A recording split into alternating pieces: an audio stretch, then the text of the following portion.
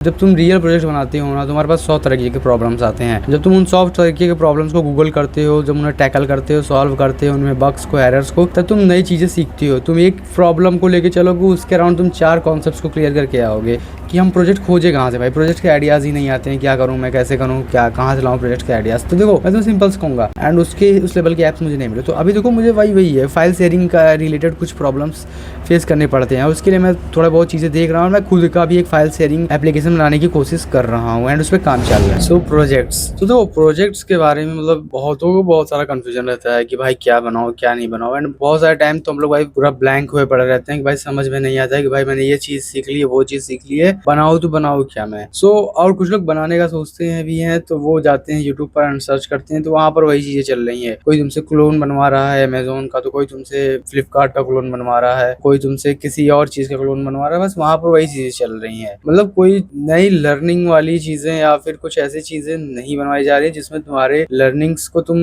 एक तरीके से लॉजिकली इंप्लीमेंट कर सको। वहाँ पर बस कॉपी पेस्टिंग वाली चीज़ें बताई जा रही हैं। सो देखो एज अ बिगिनिंग स्टेज में जब तुम बिगिनर हो तो भाई ठीक है, कॉपी करना इज लाइक कि भाई ठीक है प्रैक्टिस कर रहा हूँ, मुझे समझ में नहीं आ रहा है कैसे चीज़ें काम होंगी, कैसे इंप्लीमेंट होंगी, तो भाई मैं इसलिए कर रहा हूँ, ठीक है। तो वो उस टाइम तक तो ठीक है भाई, लेकिन जब तुमने सीख लिया चीज़ों को, तो अब तुम्हें रियल प्रोजेक्ट बनाने की नीड है। तुम्हें कॉपी करने की कोई ज़रूरत नहीं है। एंड जब तुम रियल प्रोजेक्ट बनाते हो ना, तुम्हारे पास 100 तरीके के प्रॉब्लम्स आते हैं। जब तुम उन 100 तरीके के प्रॉब्लम्स को गूगल करते हो, जब उन्हें टैकल करते हो, सॉल्व करते हो, उनमें बग्स को, एरर्स को, तब तुम नई चीज़ें सीखते हो। तुम एक प्रॉब्लम को लेके चलोगे, उसके अराउंड तुम 4 कॉन्सेप्ट्स को क्लियर करके आओगे। जब तुम उसको सॉल्व करने के लिए गूगल करोगे एंड चीज़ें करोगे तब, ठीक है। तो ये चीज़ें होती हैं भाई, रियल प्रोजेक्ट बनाने का फ़ायदा होता है। और यही डिसएडवांटेज हो जाता है जब तुम कॉपी करने बैठते हो, क्योंकि जब तुम्हें कॉपी करके प्रोजेक्ट बनाए हैं, तो वहाँ पर चीज़ें तुमने कॉपी पेस्ट मारा है, तुम्हें कोई एरर का प्रॉब्लम नहीं होगा, कुछ भी बग्स वगैरह कुछ भी नहीं आएंगे, सब चीज़ें तुम्हारी क्लियर होंगी। लेकिन जब तुम रियल प्रॉब्लम को लेकर बैठते हो, एक रियल प्रोजेक्ट को लेकर बैठते हो जिसको तुमने खुद से अपने माइंड से क्रिएट किया है, एंड अब तुम उसके लिए उसको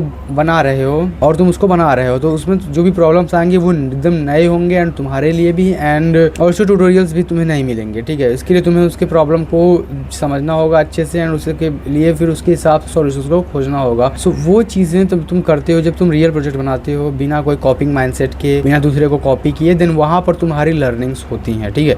तुमने सीखा जो भी तुमने कोर्सेस या प्लेलिस्ट फॉलो करके सीखा हुआ है चीज़ें, जो भी HTML सीखा, JavaScript, front end back and, जो भी तुमने सीखा है, रिएक्ट वगैरह, जो कुछ भी तुमने सीखा है, तुम वहाँ से सीखे हो एकदम लाइन बाय लाइन चीज़ों को। लेकिन अभी भी कोई भी तुम्हें पूरा नहीं सिखा सकता है। तुम जब प्रैक्टिस करोगे, जब तुम बग्स को देखोगे, एरर्स को देखोगे, तभी तुम कोई भी चीज़ें डीपली समझोगे। किसी भी चीज़ के पीछे की फंक्शनैलिटी को डीपली तुम तभी समझोगे जब तुम उसमें घुसोगे एंड उसमें एरर्स को सॉल्व करोगे, बग्स को सॉल्व करोगे अपने स्टाइल से, अपने तरीके से, तब तुम वहाँ पर डीपली कुछ सीखोगे, समझोगे। सो वही है, मेरा बस वही कहना है कि भाई तुम बस रियल प्रोजेक्ट बनाओ। एंड देखो अभी हाँ मैं बताने वाला था कि भाई कि हम प्रोजेक्ट खोजे कहाँ से भाई। प्रोजेक्ट के आइडियाज़ ही नहीं आते हैं, क्या करूँ मैं, कैसे करूँ, क्या कहाँ से लाऊँ प्रोजेक्ट के आइडियाज़। तो देखो मैं तो सिंपल से कहूँगा, तुम अपने चारों तरफ देखो भाई, तुम अपने चारों तरफ देखो, तुम डेली क्या प्रॉब्लम्स फेस करते हो जिसको तुम अपने स्किल्स की हेल्प से सॉल्व कर सकते हो। लाइक राइट नाउ मैं अगर अपनी बताऊँ तो भाई मैं एक चीज़ फेस करता हूँ प्रॉब्लम, जब मुझे फाइल्स वगैरह को शेयर करना होता है। लाइक अगर मुझे अपने फ़ोन से जो मैं वीडियो रिकॉर्ड कर रहा हूँ अभी, अगर इससे मुझे अपने PC में भेजना है एडिट करने के लिए, तो मैं नॉर्मली वायर का यूज़ करता हूँ, केबल्स के यूज़ करता हूँ, एंड उसके हेल्प से मैं अपने इस वीडियो को भेजूंगा अपने PC में, एंड उसके बाद उसमें एडिट होगा लैपटॉप के अंदर वगैरह। उसके बाद एडिट होने के बाद वापस से मुझे फ़ोन में लेना होगा, तो मैं फिर से वही है केबल्स का यूज़ करके मैं उसे वापस से फ़ोन में लूँगा। बट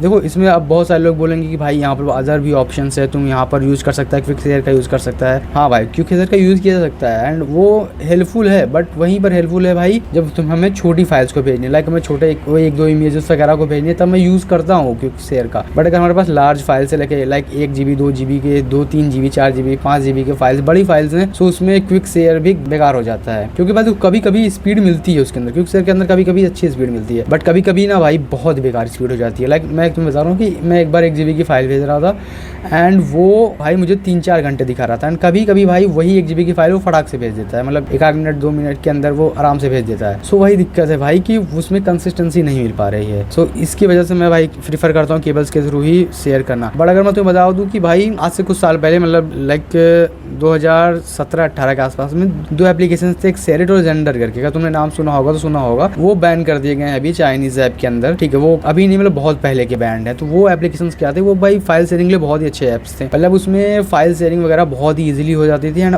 फाइल्स ही नहीं बल्कि एप्लीकेशंस को भी शेयर करना बहुत ईजी था। लेकिन अगर मेरे फोन में टेम्पल रन गेम पड़ा हुआ है, मैं उसे चाहता हूँ कि मेरे दूसरे फोन में मैं उसे शेयर कर दूँ, सो उसमें हम ऐप्स को भी शेयर कर सकते थे। सो उस लेवल का ऐप था, एंड वो बहुत ही फास्ट था एंड रिलायबल था थोड़ा। बट वही है कि चाइनीज वगैरह या फिर जो भी उसमें दिखाया गया था इशूज वगैरह, उसके चक्कर में दोनों ऐप्स को बैन कर दिया गया। एंड सच बताऊँ तो उसके बाद उस लेवल के ऐप्स मार्केट में मुझे मिले ही नहीं, एंड मैंने बहुत से मल्टीपल ऐप्स ट्राई किए हैं एंड उस लेवल के ऐप्स मुझे नहीं मिले। तो अभी देखो मुझे वही है, फाइल शेयरिंग का रिलेटेड कुछ प्रॉब्लम्स फेस करने पड़ते हैं। उसके लिए मैं थोड़ा बहुत चीज़ें देख रहा हूँ, मैं खुद का भी एक फाइल शेयरिंग एप्लीकेशन बनाने की कोशिश कर रहा हूँ एंड उस पर काम चल रहा है, ठीक है। सो वही चीज़ें तुम्हें अपने आसपास देखना है कि तुम रियली क्या प्रॉब्लम्स को फेस कर रहे हैं, एंड उसके हिसाब से फिर तुम्हें सोचना है कि मैं अपने स्किल्स का यूज़ करके कैसे इस प्रॉब्लम को सॉल्व कर सकता हूँ। सो अगर तुम ये थिंकिंग रखते हो ना, तो भाई this is a real engineers mindset. ये असल में इंजीनियर्स का माइंडसेट है, ना कि कॉपी करके पेस्टिंग करना। भाई देखो कोडिंग तो सब कर रहे हैं भाई, मतलब तुम भी कोडिंग कर रहे हो, मैं भी कोडिंग कर सकता हूँ, 2-4 लाइन्स हमने सीख लिया 2-4 लैंग्वेजेस हमने सीख ली हैं, तो भाई कोडिंग तो सब कर रहे हैं। बट तुम यूनिक क्या कर रहे हो, तुम अलग क्या कर रहे हो। भाई तुम्हारा दोस्त भी HTML CSS जावास्क्रिप्ट सीख के वो भी तुम्हें झाड़ेगा ज्ञान कि भाई ये ऐसे होता है, वो ऐसे होता है, बट तुम क्या यूनिक कर रहे हो, तुम्हारे पास क्या यूनिक नॉलेज है। तो that makes you a engineer. ये डिफरेंट क्रिएट करता है भाई एक इंजीनियर और एक